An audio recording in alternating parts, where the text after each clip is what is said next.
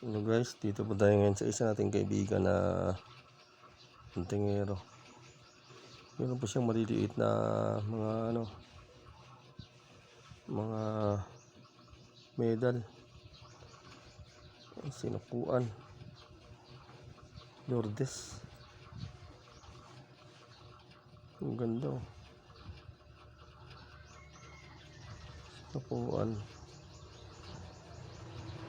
Panghalina pang paamo ito. Suko sa yung mga tao dito. No, ang ganda. Tapos ang likod niya maganda. Ayan.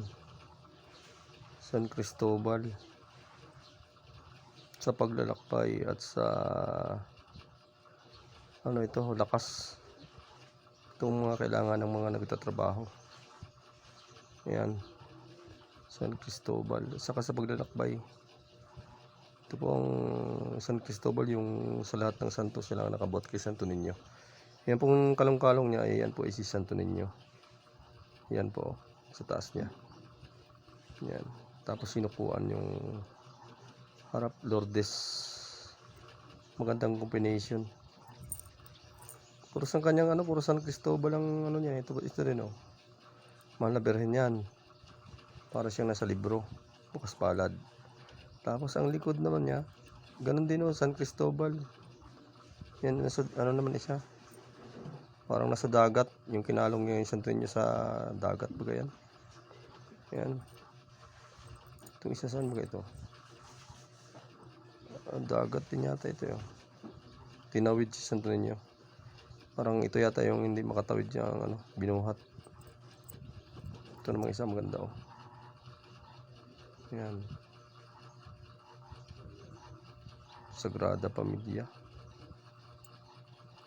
Ang ganda.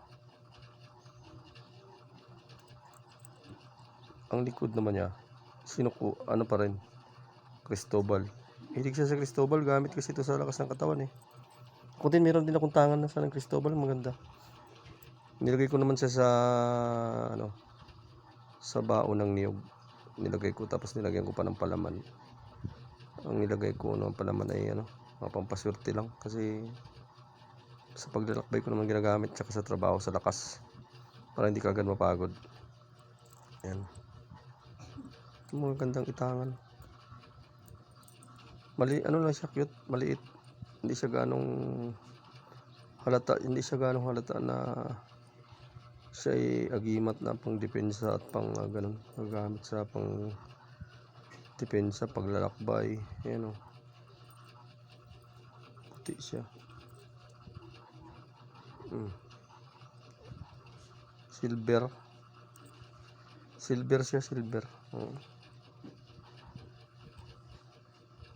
Ang ganda. Itong magandang itangan yung laging nagabiyahe-biyahe. Tsaka yung may mga trabaho na medyo mabibigat. Yan. Kasi may to si San Cristobal yung sa orasyon sa lakas sa pagbubuhat. Yan, meron ito si San Cristobal. Tsaka yung may orasyon din ito siya sa panghanap buhay. May orasyon yan sa panghanap buhay. Gamit sa hanap buhay.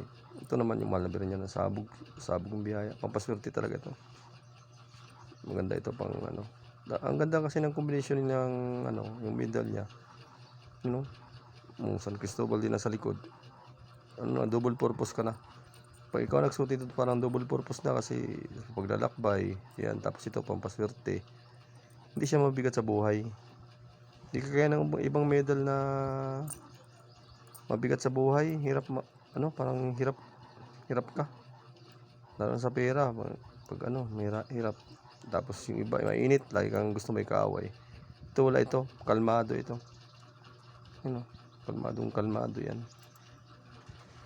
Ganda.